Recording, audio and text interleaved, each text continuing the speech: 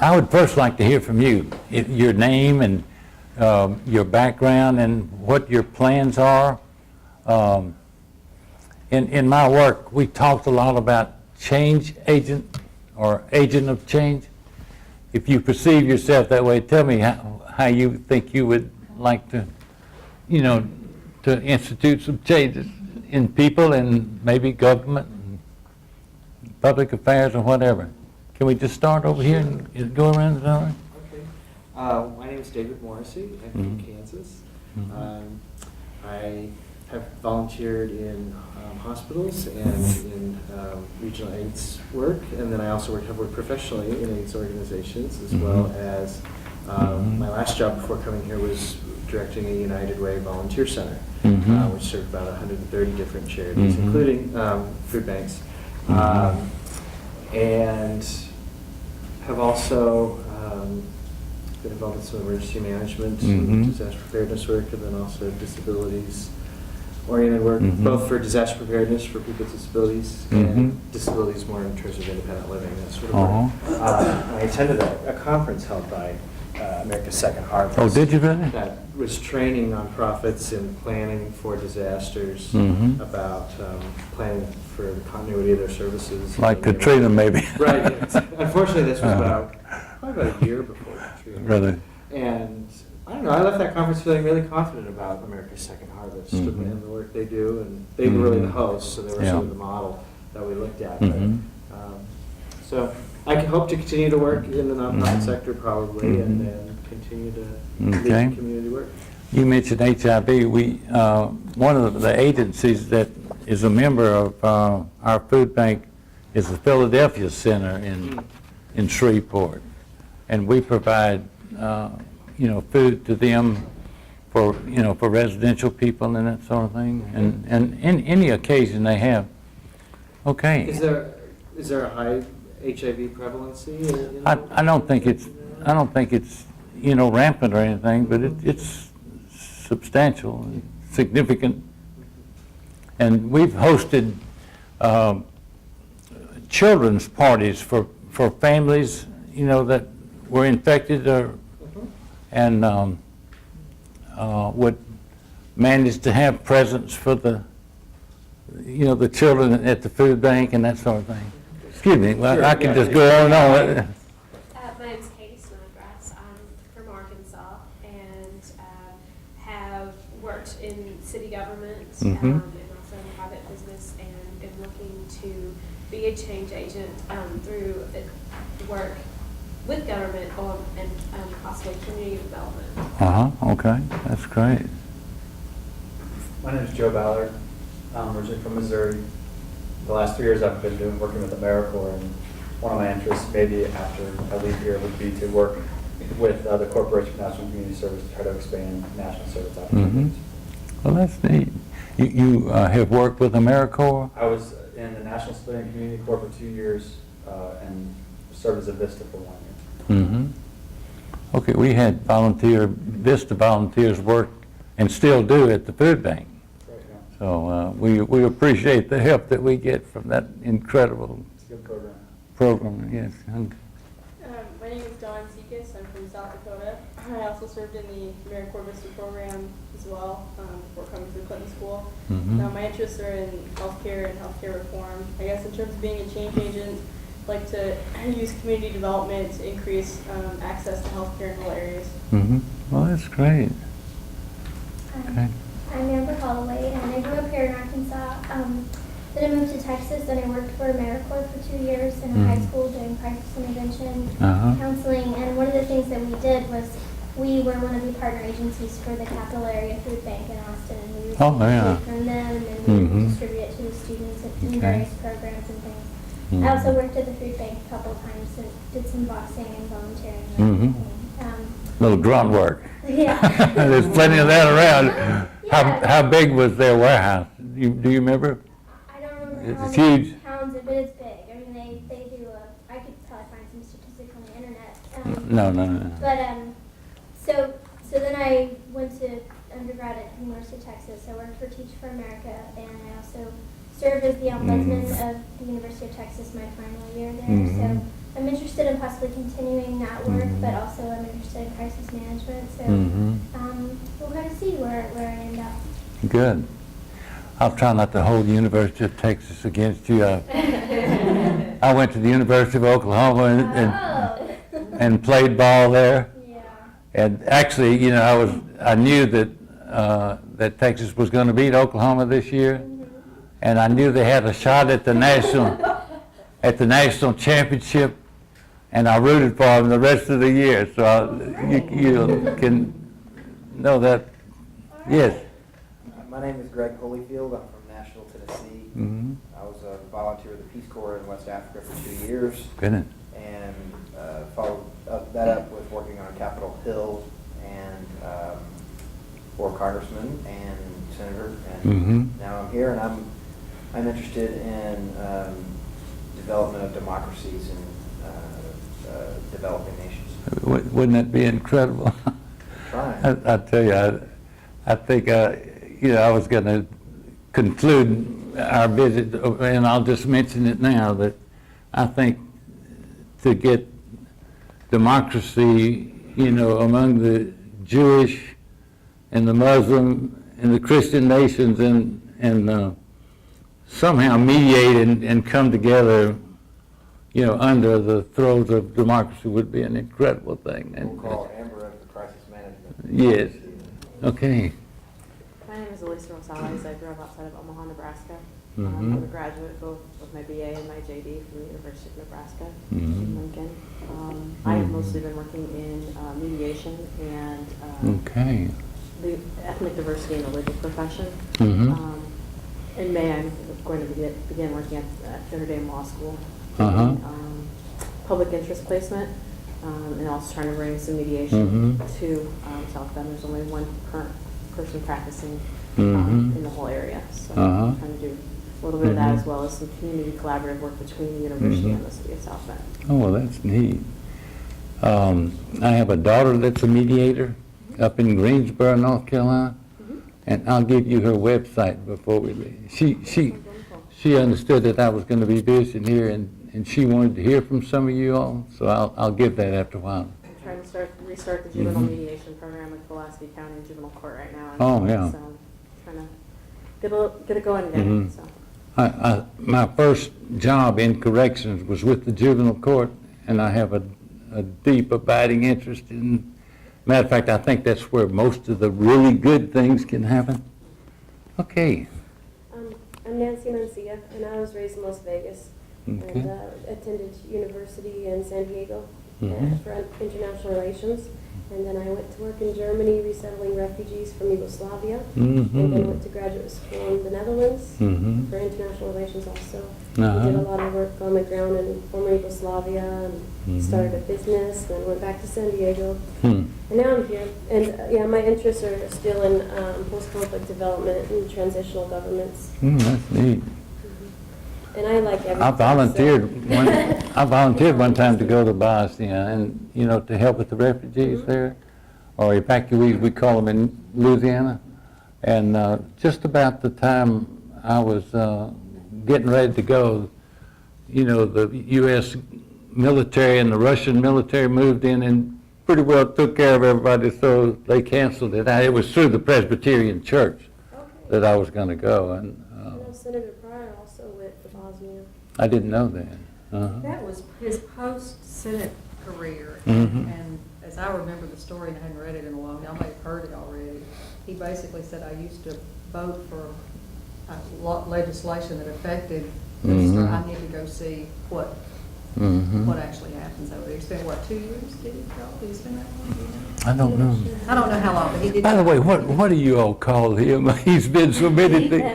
DP. Oh, Yeah. He's That's probably the easiest. He's dean. governor, senator, congressman. His official title now is, he was dean, he was the dean, he's been the dean of the school. His official title now is founding dean, Mm-hmm. but we call him Dean Pryor. Okay. That's what he is. My name is Erica Waller. I'm originally from a suburb of Boston, Massachusetts. Okay. After college, like Joe, I served 2 years in AmeriCorps National Civilian Community Court. And then following that, I worked on a nonpartisan voter registration campaign. Where were you during the 2 years? I was based out of Denver, but Denver? That particular AmeriCorps program travels. So Oh. we traveled over a 17-state region Mhm. in the middle of the country. Mhm. And following that, I stayed in Colorado to work on a nonpartisan voter registration campaign. Mhm. And then most recently, before I came here, I was apprenticing on a biodynamic farm in Maui. Mhm. Now I'm here, and there are, I think Nancy may have said it, I'm also interested in a lot of different things. Mhm. I'm most excited about service learning as a tool for community development. Mhm. And the path from there, Okay. follow it. My name is Erica Hall. I'm from Connecticut. Let's see, during college, I did some union organizing. I ran a campaign to unionize the cafeteria workers, or actually help them get unionized. Worked as a junior park ranger for a couple summers with the Department of Environmental Protection. Worked in a congressman's office. What parks were you at? Bluff Point State Park and a couple little parks in Oh, Connecticut. okay. And worked in a congressman's office. And after college, I did Peace Corps service in Jamaica. Jamaica. And then after that, I ran a bed and breakfast for 4 years. Mm-hmm. Well, that's neat. I was down in Jamaica for about 3 months one time, trying to drill for oil, of all things. Oh, yeah? And you know, the whole island of Jamaica is bauxite that they make aluminum out of. And it would rain, you remember it would rain, and 30 minutes later that red dust and sand would be blowing. And I was stationed in Discovery Bay, where I think that's where the largest bauxite shipping port is in Jamaica. So we'd see every day there's a different bauxite tanker and coming in. everything was red too, wasn't it? Yeah. Okay. Actually, I did a couple dives with a researcher who was studying the effects of the bauxite runoff on the coral reef, because around the shipping channel it was basically just covered in it. Well, that's neat. I understand you all are involved in a project right now. Would somebody like to tell me a little bit about Don's our coordinator. the And David. I already talked a lot today. That's all right. Don and I can share this. It's our practicum, which is a shared experience. We do it as a group, whereas our internship this summer with our own programs. But for the practicum, the school has partnered with a community called Phillips County, Arkansas, Helena, West Helena. And that community is going through a revitalization effort that has the involvement of Southern Bank Corps, as well as the Walton Family Foundation. But it's a community-driven effort, so you have citizens from across the spectrum involved in leading it, and they are addressing all sorts of areas: education, health, economic opportunity, housing, yes. And so the students have been divided into groups where we interface with citizen teams in those different sectors. So Don and I are working on the health initiatives for the community. Erica and Amber, or I'm sorry, Erica and who else is in leadership? I'm sorry. Lisa and Greg are all Yeah. we're Whichever in you're leadership. going with, that's I fine. know, I I know. know. Which Erica, and so we all sort of work in different areas. Don, what else can we say about? Yeah, I think that's kind of an overview. If you have any questions, I mean, it's a pretty expansive Right, project. it is. It's 2 hours on the road to Helena and back once a week.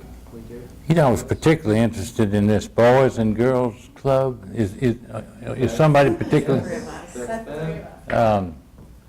You know, years ago when I was in high school in El Dorado, I was raised in Shreveport, Louisiana. But my family moved up to El Dorado, Arkansas when I was a sophomore in high school. And there was a boys club down on Northwest Highway, and it was a little shotgun building, and I think the man's name was Alva Waddell that ran it. And it was a place for us to go and enjoy, you know, hanging out and playing with one another and doing whatever. And I think it really probably kept us out of a lot of trouble, to be honest with you. And I could see where you could really get into that kind of thing. Is there a chance of a facility or a building or? They're in the process of identifying a facility, Mhm. and part of what we're doing is helping writing grants to put money into refurbishing that Mhm. once they get a facility. Mhm. Phillips County has never had a Boys and Girls Club before, but they're almost to their fundraising mark, or have they? I don't know if they've reached it in the last week, but almost to the fundraising mark to hire an executive director for the first year. It's not Oh, that yet. would be. They actually have identified a facility, but it's part of the challenge grant to raise the other half of the money. Uh-huh. The person So who it's- donate the first half. It's doable. I mean, it's in the process. How much It's is gonna the happen. challenge? How And much is that- the challenge grant? $250,000. You got any progress? I think they're trying to focus on the Mm-hmm. 60,000 they need for the executive director first. Well, you know, in years to come, this is going to pay dividend over and over and over. Children's lives are going to be changed and enriched and occupied. I think you need to keep kids busy for once. You know, Simmons, let me- idleness is the devil's workshop. So, yes. There's one thing I was going to say about the Boys and Girls Club and the Clinton School relationship with Helena, West Helena, is that even though these students are going to graduate and go on and do other things, the school's relationship with Helena, West Helena will remain constant. Mhm. Am I representing that accurately? That's right. We don't know as of right Yeah, but now. that's the plan, because Mhm. Helena, West Helena has experienced a lot of Mhm. failed champions over the years. Anyway, why don't you tell us about the food bank? Why don't you Okay. Tell us a little bit about how you started, why did well, your interest, and how long But you've been before doing I it? talk about the food bank, I want to emphasize to you that the food bank has not been my only interest. I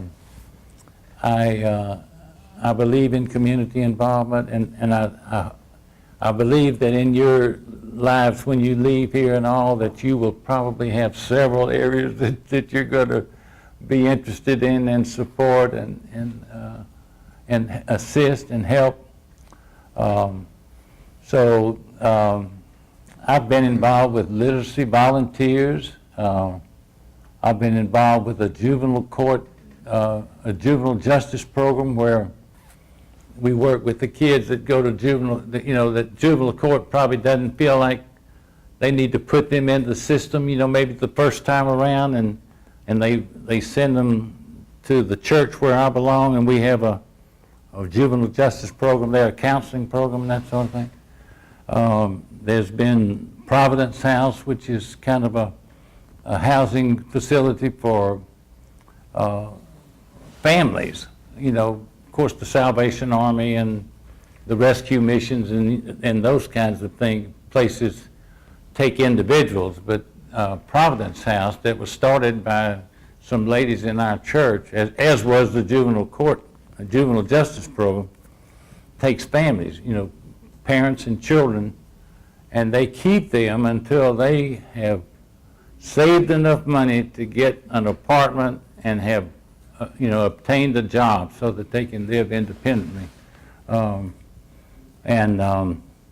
Let's see, I've always been active in the YMCA, I believe strongly, and I worry sometimes. I'm currently involved with the Gray Panthers. Matter of fact, I started a group called the Gray Panthers, and it's an exercise class for, senior citizens. And we have a wonderful time. We meet on Monday, Wednesday, and Friday, and exercise and that sort of thing. But what I'm trying to say is that I hope you won't ever just settle on one dimension and not, share your talents for the rest of the community.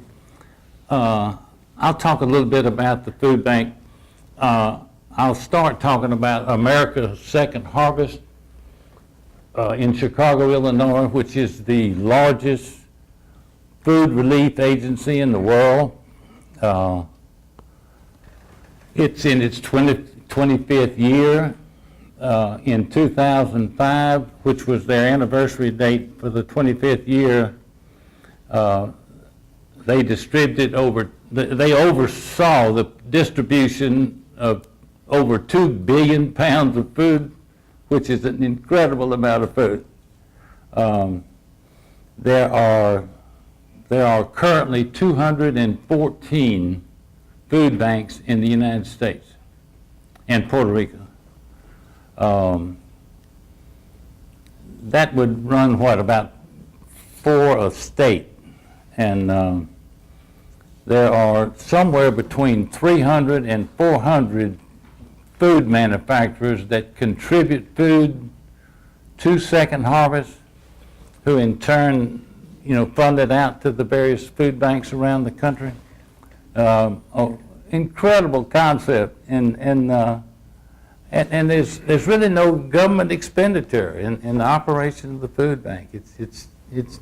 It's part of our culture, you might say. The food bank is like a wholesale distributor to food pantries, like church food pantries, and other benevolent groups, will found a food pantry, but most of them are church food pantries. And then we provide, the food bank provides food to all of the different agencies, like I mentioned Philadelphia House and the Rescue Mission and Salvation Army, and just on the back of this white sheet is a list of the ones that we provide food to, and there are 150 of those agencies that are served out of our food bank. It's a partnership, though. The food bank charges the food pantries and the agencies somewhere between 12 and 18 cents a pound for the food that they provide. And we don't say we're selling food. We call this shared maintenance, because it involves transportation and storage and, and housing and administering or providing in the food. So we'll talk a little bit later about the introduction of the U.S. Department of Agriculture, but that didn't happen right away. Now I'd like to go back and tell you a little story. My daughter's written a book called The Story Factor, and she says, "Daddy, tell us a story." So that's what I'm going to. In 1995, I was an elder at First Presbyterian Church in Shreveport, and First Presbyterian and First Methodist and First Baptist churches were all celebrating their sesquicentennial year, 150 years. They had all started out the same year, and this was their 150th year anniversary. And the churches decided that some members of each congregation should meet together and enter into some kind of service project. And I was selected to be, the representative from the Presbyterian Church. And we met, and we invited several people that had a need, that they wanted to express to this group, and about how we were looking for a service project for the 3 churches combined. And several things were knocked around, but there was a man that came by the name of Guy Clausen, and he was active in the Airline Airline Church of Christ food pantry, and he said, "We have a real problem in this area. We have all of these food pantries, but we don't have access to a food bank, and we need a food bank." Well, I took note of that, but here we were just with a short-term goal in mind, and we listened to some other things, and finally we ended up putting together a service directory, all of the outreach things from the 3 different churches. We consolidated them in a service directory and told people how they could volunteer and how they could financially support and serve the different outreaches of these 3 churches. But, it stuck in my mind that there was a need for a food bank. And I called Guy Clausen later, and I said, "Guy, who who is spearheading this, who is heading it up. And he said, well, there's a Baptist minister named Alvin Oney. And he said he'd be glad to hear from you. So I thought I knew where they might get some money. And I was just going to call him and try to, help by providing access to a foundation or two or something like that. And he asked me to join a steering committee, and I turned him down. And he called me a few days later, and I turned him down again. I did this about 4 or 5 times. And I was pretty well loaded. I was in about 3, projects going at the time, and I just couldn't see taking on something else. And finally, he said, we're going to have a meeting, next Thursday, and I really would appreciate it if you'd be there. So I went, and the bug really bit me, and so I decided that I was going to, be involved and do what I could to see that we could create a food bank in Shreveport. And by that was like the summer of '95. By '96, we had a steering committee going, and then we finally said we're going to have Northwest Louisiana Food Bank, and we are going to include 7 parishes in the northwest corner of the, the state in our area of distribution of food, and we were going to call it the Food Bank of Northwest Louisiana. So then we got busy, and we contacted the Secretary of State to get our nonprofit charter, and then I went to the IRS, to get the forms to complete for the 501c3. Does everybody know about the 501c? I mean, it's critical. You got to have it. Anyhow, I went to the IRS and I picked up their packet, and on it said, that you would need a CPA or an experienced accountant for something like 70 or 80 hours, okay?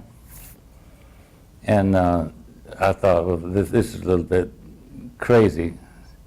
So I took that packet and I sat down at my dining room table at 6 o'clock one evening, and I started filling out the application for a 501c3.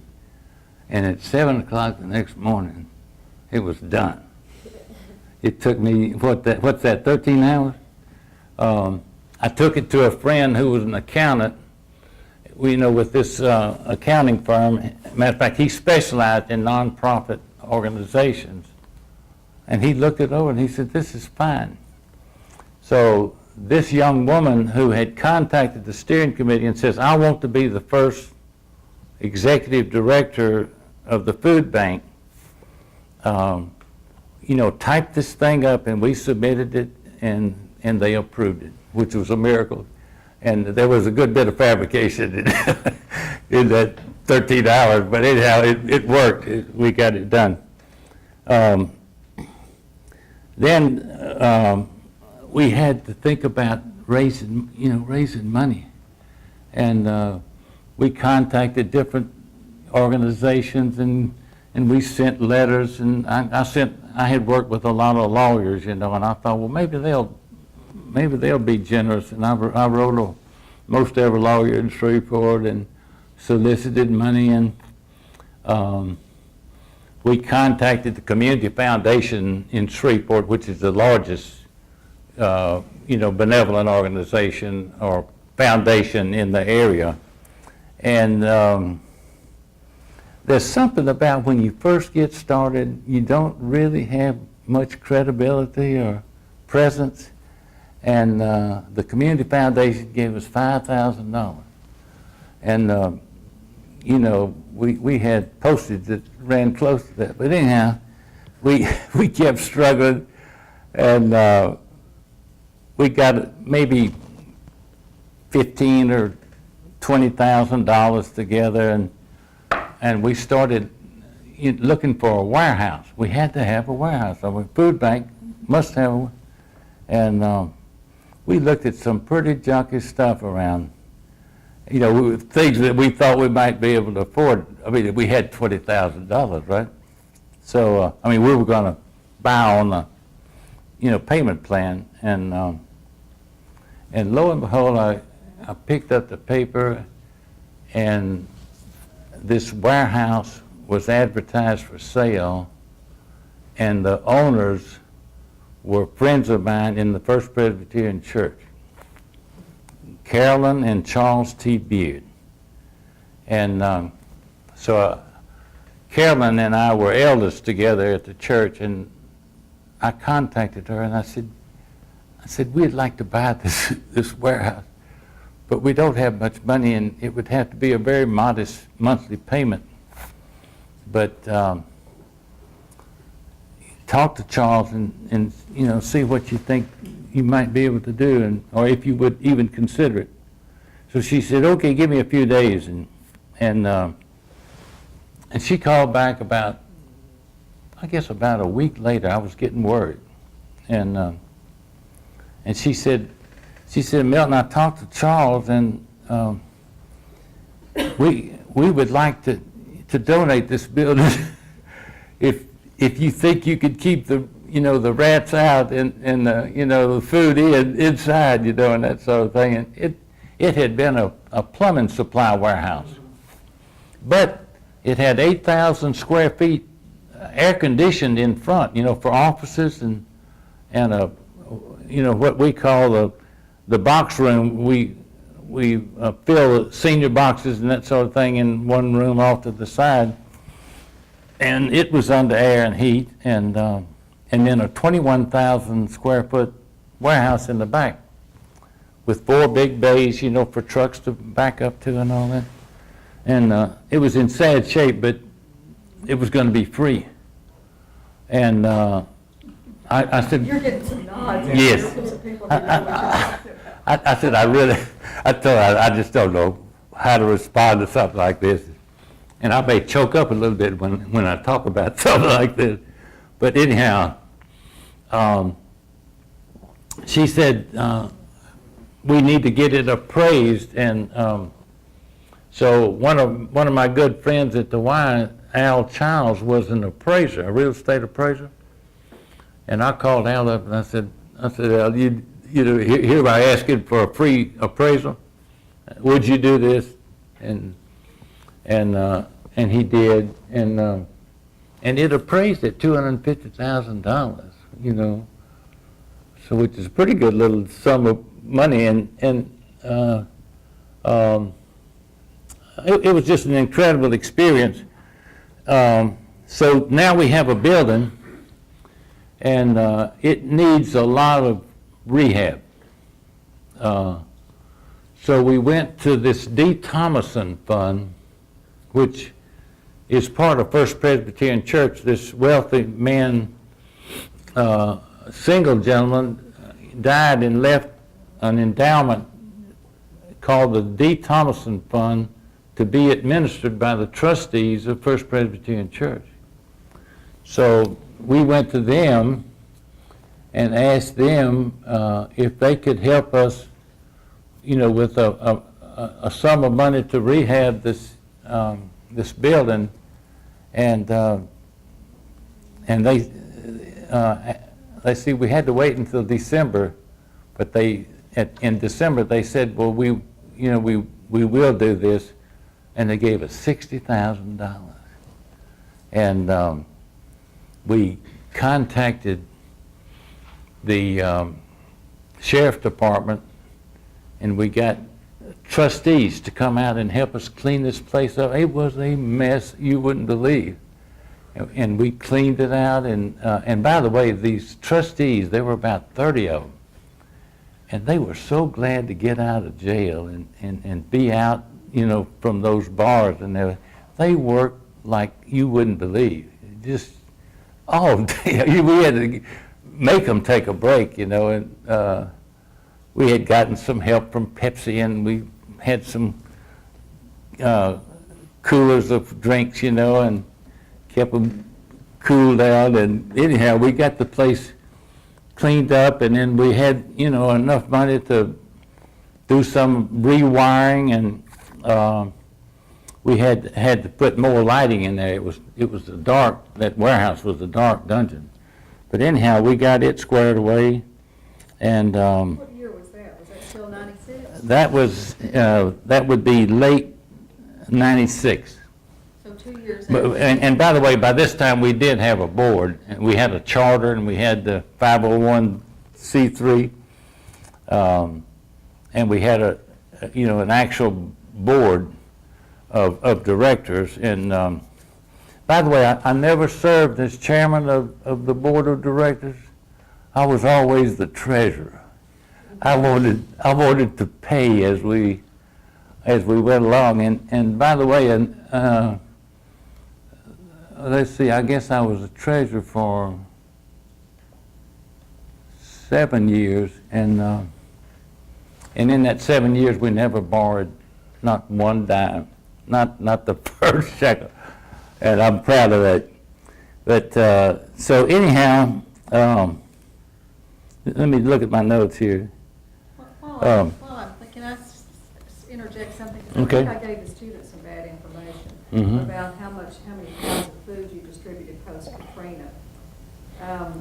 When after Katrina hit, you distributed within 3 weeks 1 million pounds of food. That's right. Right? That's right. And you normally distribute about 400 or 500,000 pounds Right, a month. but So now in 3 weeks' time- that was to Katrina Right. evacuates. Right. That wasn't our regular distribution. Right, Okay. but that 1 million pounds, so you went Mm. from,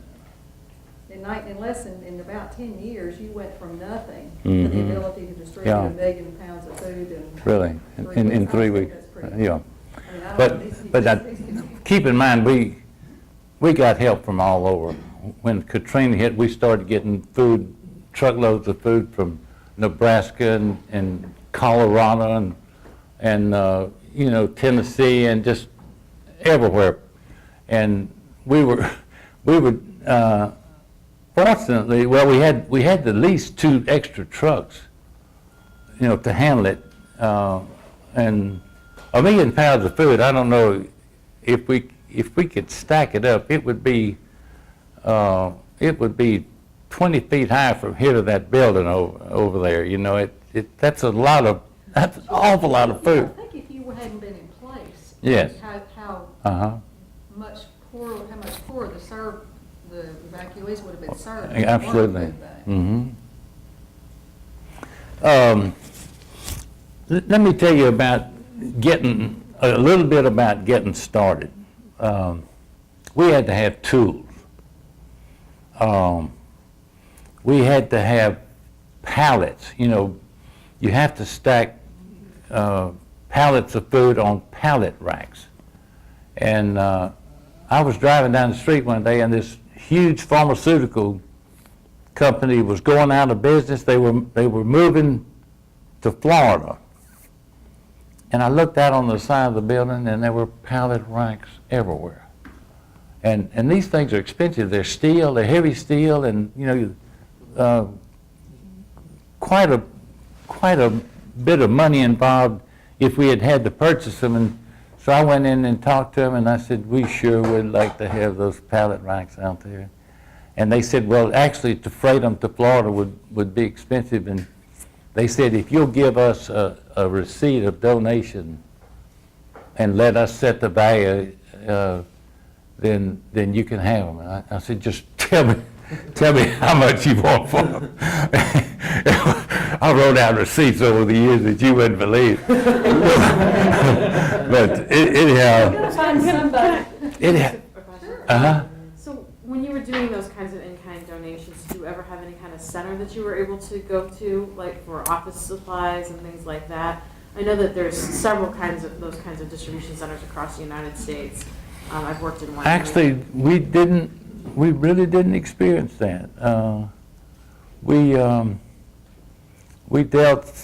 got discounts with Home Depot, for materials and things that we needed, and but Office Depot gave us a discount. I don't remember any particular help? Unilever and, it's more Lowe's than Home Depot, but there's just, I mean, tons of companies, JCPenney, Sears, and when they have extra stuff, they just, donate it to these in-kind warehouses, and then the different nonprofits do in-kind shopping, office furniture, clothes, toothbrushes. Well, So you're keep saying it. it's kind of like a Walmart bag, or a Sort of, but, I mean, it's the same kind of I think I was, But I know the food I think I was pretty naive, we were just scratching and going wherever. We were contacted by MetLife Insurance, and they were fixed to move a regional headquarters from one building to another, and they told us, they were buying new furniture, and they told us that if we would move them, their files and all that sort of thing, that they would give us their furniture. And we got the trustees, and we got a couple of trucks, and we went over and we moved them. And it took all day. And by the way, it was raining that day, and I never will forget it. But Can I ask how you arrange that? Because, I mean, I know in the state of Nebraska, you wouldn't be able to use prisoners unless you paid them, or unless they somehow volunteered their time. Trustees agreed to work, for extra good time, and they love the freedom. They want to get out of those cells, and I don't know That of, is the good time. Okay. everything was kosher. Nobody had a problem with it. Now the executive director, this young woman I was telling you about, Sunny Bell, she and I had to be deputized as deputy sheriffs, which was one of the most incredible experiences. I had, I was in the military for the Army Reserve for like 23 years and had a top secret security clearance. And I had to be investigated and all that sort of thing. And then I worked with the federal government in law enforcement, and I had to have an FBI investigation for that. It wasn't anything compared to this this reserve deputy sheriff.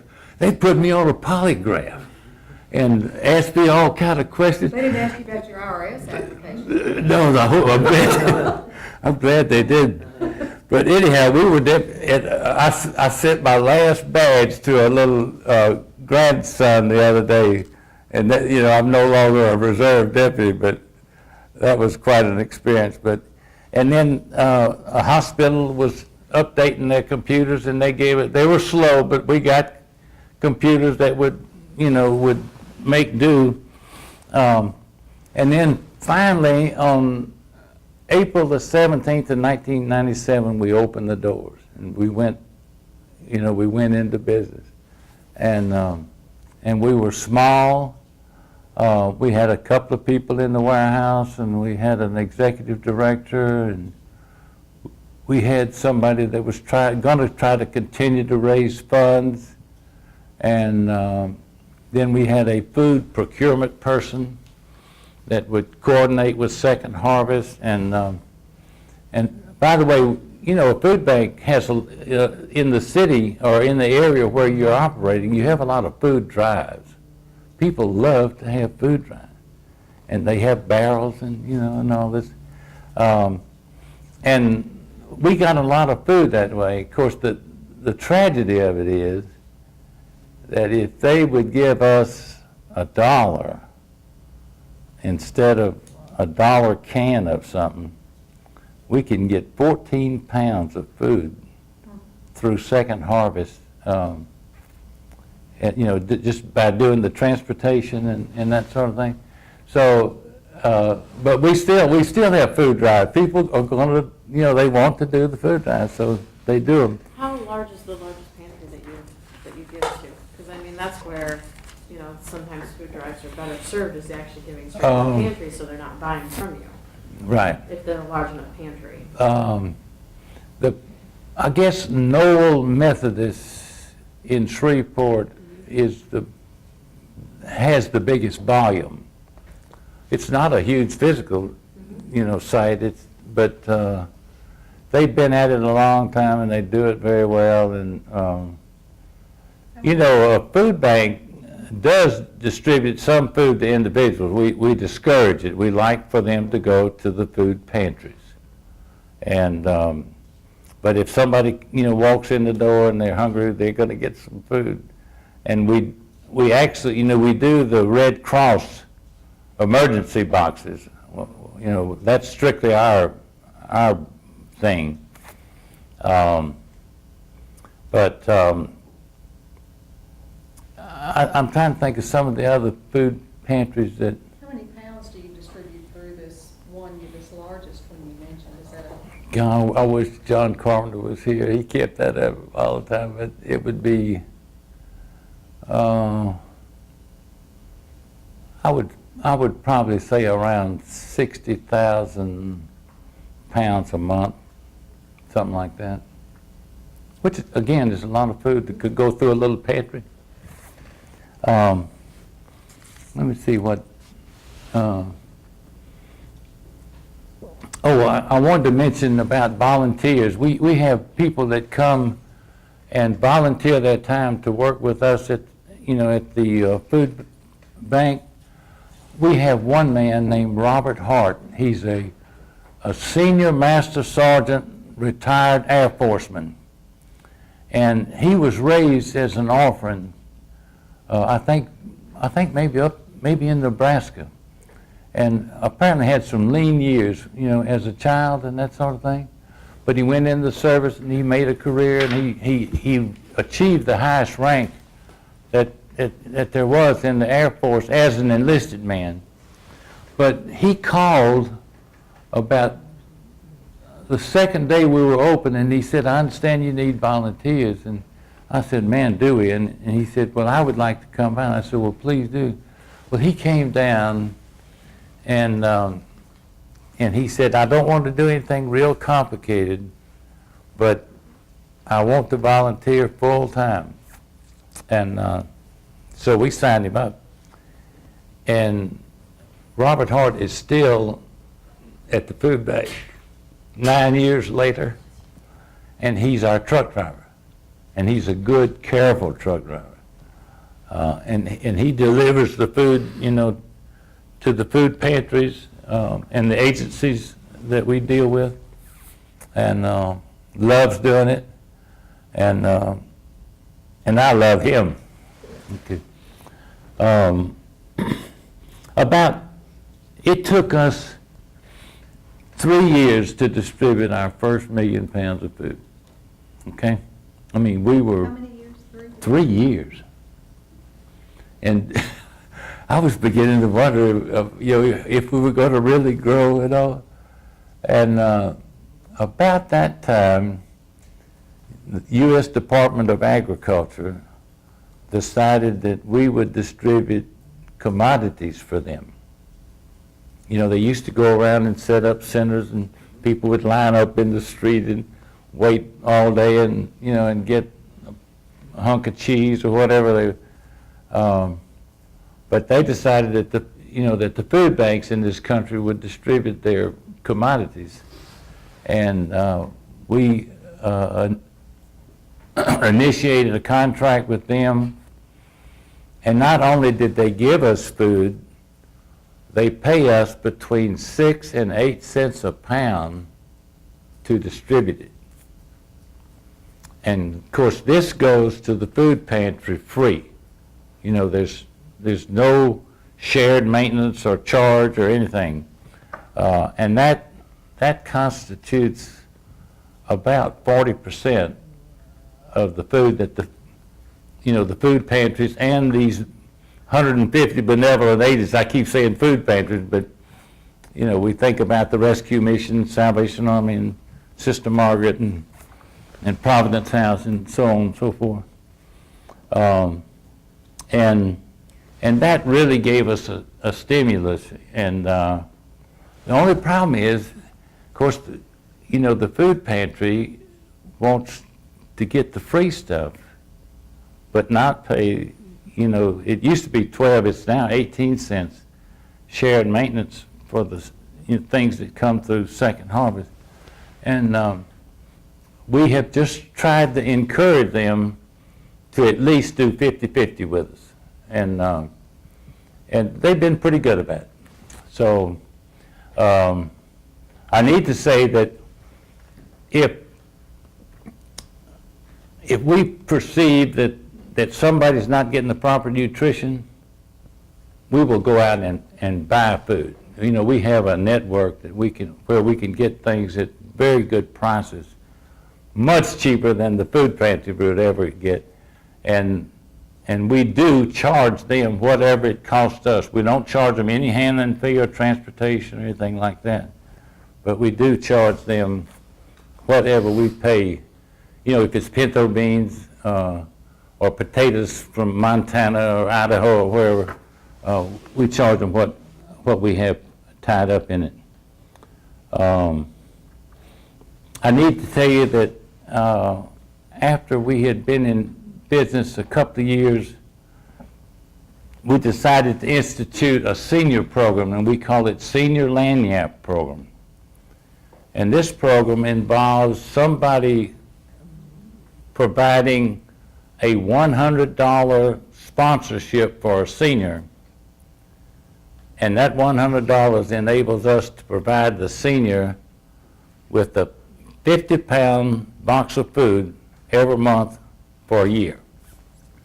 And that's a lot of food. And we can do it, you know, with that $100 contribution. And so we have bailouts, and we ask people to sponsor seniors. We started out with, you know, like 30 or 40 seniors, and let's see, I went by the day before yesterday, and we had 1,650 seniors coming and getting a 50-pound box of food a month. And so that has really, you know, taken off and grown, and we're delighted. The senior, you know, would be 65, and their income would not be over $1,037 a month. How do you come to that guideline? I believe this is instituted by the federal government, and we have adopted the figure from the requirements of U.S. Department of Agriculture. So is it tied to the poverty line? Do what? Is it, so it's Tied to the poverty line. And I can just pass this around. You know, it would be $1,037 a month for one person. And of course, it goes up if there are more people in the household, but you can, it's conceivable if it's a household of 8 people, the income could be $3,500 a month.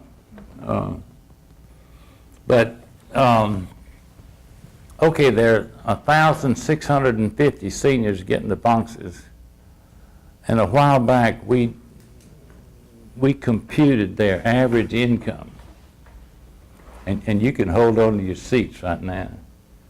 Their average monthly income was $532.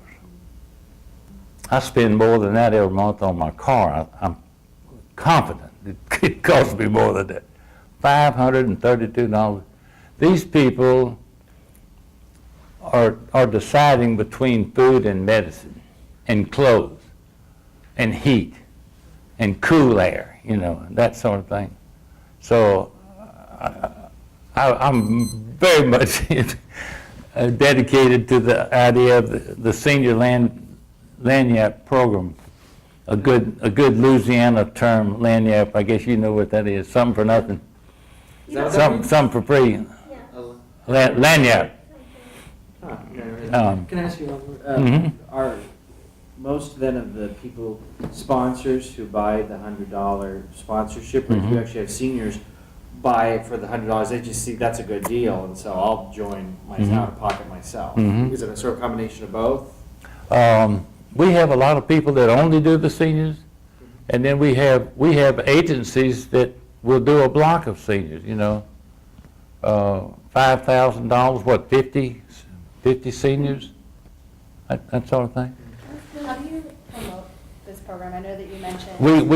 We have regular mail outs Okay. Is that- about, and it's publicized, you know, we get a little publicity through the television and the paper and that sort of thing. Oh, I need to back up. We also, you know, I told you 65 in this income requirement. They can be 55 and disabled, and we will provide them. We decided that. We had this lady come in, and she was real crippled up and was on disability compensation, SSI or whatever. And she was like 57. And I went to the board. I said, we got to do something about this, you know. So we lowered it to 55. We can't do everybody, but we did lower it to 55 and disabled. I think David wanted to, can they interrupt you and ask you questions? I just wanted to sort of ask that question about which is happening more, that people who are wanting to make a contribution are buying sponsorship of this individual senior, and they're just paying $100 for some other senior they don't know or they're matched to, or is it seniors mainly buying it for themselves? Which is it? Oh no, it would absolutely come from someone else. The senior does not do that. They don't have the money. Right. $532 a month. You know, they couldn't do it. How much has that program grown from when you started? How many? Well, we started out with about 30, and it just, you know, And how many you got today? we have 1,650 1,600, yeah, that's. as of day before yesterday. Is your recruitment to the churches? We do get some from the, and I kind of hate to say this, but I have been incredibly disappointed in the church's response to our attempt to raise money. Now, my church, First Presbyterian, is an exceptional church. They have been in community outreach forever. You know, they started the juvenile justice program. They started the Providence House, the house where the families can stay. They helped through me start the food bank, and it's been one thing after another. And every year, I served about 10 years on what's called Mission Service and Benevolence Committee, and they changed the name since I was on it, and it's now Community Outreach, which is probably a little easier. But probably every year, that particular church would contribute maybe $130,000 to local mission efforts, literacy volunteers, you know, the juvenile justice, the Providence House, the food bank, Samaritan counseling, just a real community-minded church. And I was proud to be a part of this organization. Let's see, after about 3 years, we had been dealing with ice boxes and freezers, you know, big ones, but we needed a drive-in cooler and freezer. And by the way, we needed an electric forklift to take the food in and out, because you can't go in there with a gas combustion engine. You know, you got poison and all kinds of stuff. So we started scouting around to see about building that. And we contacted this same D. Thomason Fund again, and they came up with another $60,000. And Am South Bank gave us $25,000, which was enough to build it. We found a contractor down in Houston, and by the way, all of their laborers were Mexican. You know, the only one that could speak English was the foreman, but they came and they did a beautiful job. And again, about getting things done, when when we were having this freezer and cooler installed, it was going to require about $12,000 worth of electrical work. You know, you had to have some serious power to, you know, to operate those huge things. These were, let's see, they're 20 by 40 foot each. So, you know, that was a lot of coolant to keep these things, and the freezer has to be down to 11 below zero if you have any dairy products like yogurt or ice cream, or, you know, you have to keep it down to 11 below zero. And when you walk in, it freezes the nose, you know, hairs in your nose and everything. But anyhow, I contacted this man that I had had on probation years ago. I'm calling in, and I said, James, I said, man, we need this electrical work done. And by the way, he had become the superintendent of the biggest electrical company in the area, in Shreveport, and had done exceedingly well. And I didn't ask for an outright gift. I said a sweetheart deal or a brother-in-law, you know what I'm talking about. And so he came and did the work, and he came back a few days later, and he said, I want you to make me out a donation for $12,500. Here I am again. I'm good at that. And I wrote him out a donation, and we had that free electrical work done, and we had our, you know, freezer and so forth. Fundraising, you all may know as much about fundraising as I do. I scratched. I went for everything, ever found. I think the thing that got us started, though, were the foundations, you know, the trust. I can't tell you how hard I tried to get the local churches to support us. And with the exception of my church and two others, there was very little response. You know, we're in the business of saving souls and you know, providing the word. And I kept wanting to read them the 25th chapter of Matthew. Have y'all read the 25th? You know, when I was hungry, you fed me. When I was naked, you clothed.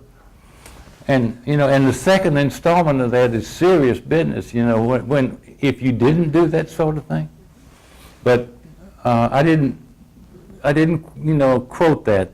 I did sign my letters though. Underneath, I said, you know, if you did unto the least of these, just that, you know, that sentence across the bottom of the letter. And I guess they got the message, but it didn't work very well. But the mail-outs, you know, have been successful. We send out like 2 mail-outs a year on the senior lanyard program, and it pretty well takes care of it.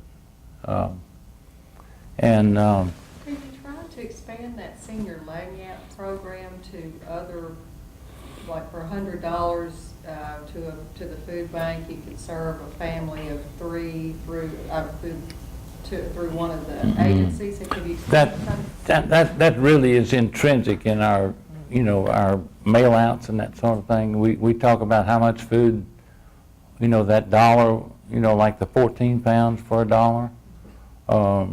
3 families, you know, for a year for $50 or whatever. Yeah. Banks have money. That's kind of dumb statement, but I mean, they allocate money for community service. And if you need some money, go to the bank. They have it, and they're encouraged. It's part of their creed to provide a certain amount of money to community service. Have you found it more difficult, since the banks have become national rather than local? Has it changed? They're moving away. You know, the administration, the managers are now in Birmingham instead of Shreveport. Is it more difficult And it is, absolutely. They don't have the, the community involvement, and it, I don't know where that's going. I haven't contacted a banker recently, but I know the one man that donated the $25,000 for the cooler and freezer has been moved from Shreveport to Jackson, Mississippi. And I see him once in a while. He'll come through town, I attend, my wife attends the same church that he attended, and I see him, but I don't think that bank is giving us any money right now. Banks are tending to, as they become national, spending more money on larger, high-profile things to brand themselves, rather than local efforts like they used to, 10 years Which ago. is really exactly the opposite of the way it should be. I mean, the grassroots community organization, they're the ones that really need the help. I need to tell you that as of this date, the Food Bank of Northwest Louisiana has distributed 27 million pounds of food. We have a budget of $1,250,000 for each year, and 90% of that goes to the distribution of food to the agencies and food pantries that we serve. We spend about 10% on administration. And you have to have some pretty dedicated, good people. I mean, you don't want them to starve to death either, And so you spend some money on administration, but so far we've kept it down to about 10% of our overall budget. Our staff runs about 12. There are 3 in the warehouse. 1 packs senior boxes. 1 looks. Oh, I forgot all about telling you about kids. How are we running on time? No, 20 minutes. We have one other program that I'm proud of. As a matter of fact, you have a little folder about Kids Cafe. We go into underprivileged school areas during the year and in the summer too, and provide meals for kids that don't get meals at home. And they get tutoring, and they're able to have a little recreation, and they can do their homework. It's a pretty neat program, Kids Cafe, and it is sponsored by America's Second Harvest. And we get a little help from them, but that operates mainly on grants. And by the way, it's not hard to get grants for kids. This recreation program you're talking about, you can get the money. I'm telling you. If you start talking about children and their needs and wholesome recreation and all, it'll wash.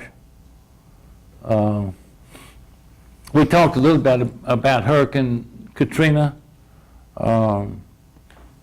Let's see, I think the hurricane hit the last day of August. So the first 3 weeks of September, we did distribute 1 million pounds to the evacuees. We had like 3 evacuee centers in Shreveport, and the Salvation Army was handing out tons of food. And, we were providing them the food, and they were giving it to the people. And, of course, the evacuee centers were providing meals, right? They were cooking. So we provided the food for that. And we did the 1 million pounds in 3 weeks, but after that, we totaled about 1.7 million pounds, and we're still providing a modest amount, to the few remaining evacuee programs that we still have in our region, our seven parish region.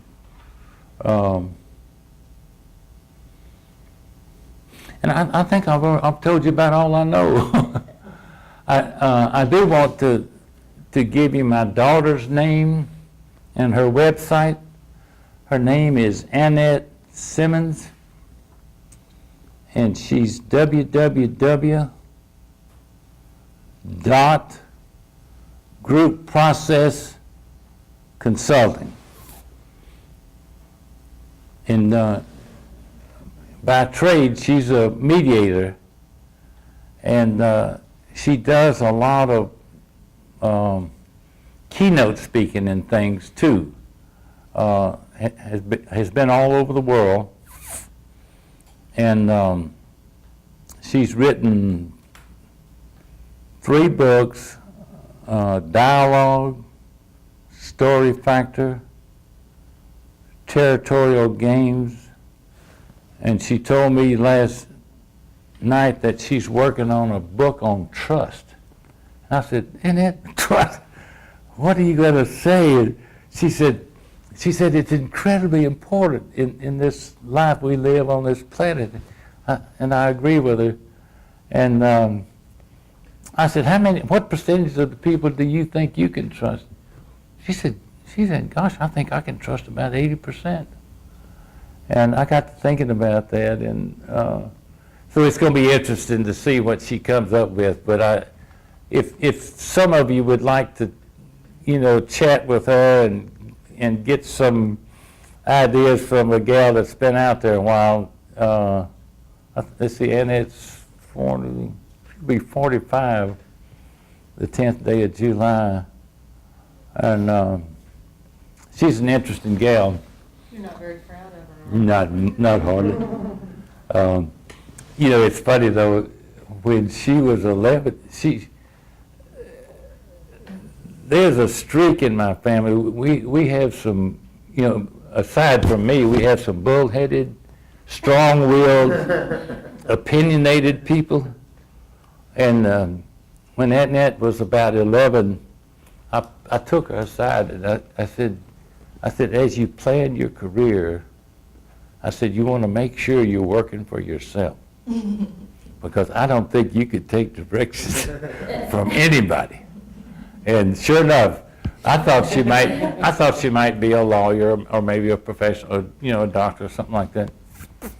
But she got a degree in marketing and went down to Australia for about 8 years and had a wonderful career, but she got disillusioned, and she came back and went up to North Carolina State and got a master's degree in counseling. But it wasn't, individual one-on-one. It was kind of like mediation and that sort of thing. And so she worked a while for an agency that did that sort of thing, and then she went out on her own and has been for, gosh, I guess 10 or 12 years now. But Any questions for Mel before he closes? What are the demographics of the people that usually use the food bank? Well, it's 7 parishes, which equivalent to counties, right? And a lot of that's rural. And these people are just impoverished people on the soil out there, trying to eke out a living. In the city, there would be the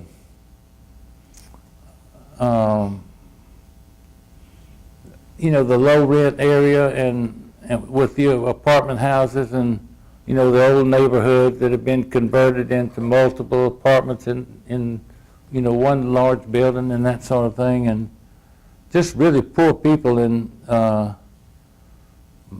when they come to us, usually the breadwinner is unemployed. But of course there are plenty of people like when I was with the Federal Probation and Parole, there were families out there where the breadwinner was away serving time or had skipped out, or both. But just up against it. And I can't tell you, what percentage people live in Highland or, in Cedar Grove or what, but it's the impoverished areas, of the city that utilize, of course, the food bank. I did tell you a little bit about Kids Cafe. This is neat. We're talking about young kids that aren't getting proper nourishment. We give them a good meal and give them a chance to do their homework and have a little recreation and tutorial, somebody there to help them with their homework and that sort of thing. We have about 500 kids a day that are getting that kind of nurture and help. Well, I've heard you say 2 or 3 times without really saying it, that when you're doing the right thing, the right things happen. And when you're working hard at doing the right thing, because you had several things come together. I would like to emphasize that this journey that I had with the food bank was the neatest experience. I did lead on some folks, and we did some hard work, and I worked the dock, and we had to go pick up food, and there's a lot of work involved in that, but it was a groove that I enjoyed, and people favorably responded, and don't be afraid to ask people for the help. Some of them are just waiting for a mission in life, Yes. Are you still looking to expand, or do you feel like the food bank is pretty much serving the need in those 7 counties? Or Well, we have just started a restaurant, and we plan, to train people, and we plan to prepare the food for the Kids Cafe program. That's contracted right now, and people are paid to do that, and we're thinking about, having that cafe, which is about a half block from where I work out every day down at the YMCA. But that's the most recent thing that we've started, and we're getting ready to make a proposal, for a grant to do it right, to get the kind of equipment. And of course, you'd have to have your cooler and freezer again, and that kind of thing. But that's one of the things that we're looking at right now. Does Helena, West Helena have a food bank? Not You don't know? Not bad. So if they want to start one, y'all, somebody. Do they have a pantry? There are several pantries. That may be all that is required. Do you know what bank they get their food from? Is it Little Rock or? No, and neither of the people that are working with that are Mm-hmm. here right now. That might know that, so. Yeah. Well, I've really enjoyed this, and I'd like to say one more thing. As you enter into the particular area that you choose to work in, don't restrict your efforts to that one enterprise. Look around, and it's funny how these things begin to mesh together and network, and first thing you know, you're involved in 2 or 3 enterprises that are going great guns, and it's not that hard a job. It's just not, and it's so rewarding. And then I would tell you to take care of yourself, get plenty of rest, and do some stress reducing things, exercise, and take some breaks, care for the caregiver, that kind of a idea, because it can get tedious if it's all work and no play and no enjoyment and that kind of thing. So you do. Milton and Mary grow up. She's Milton, Mary's a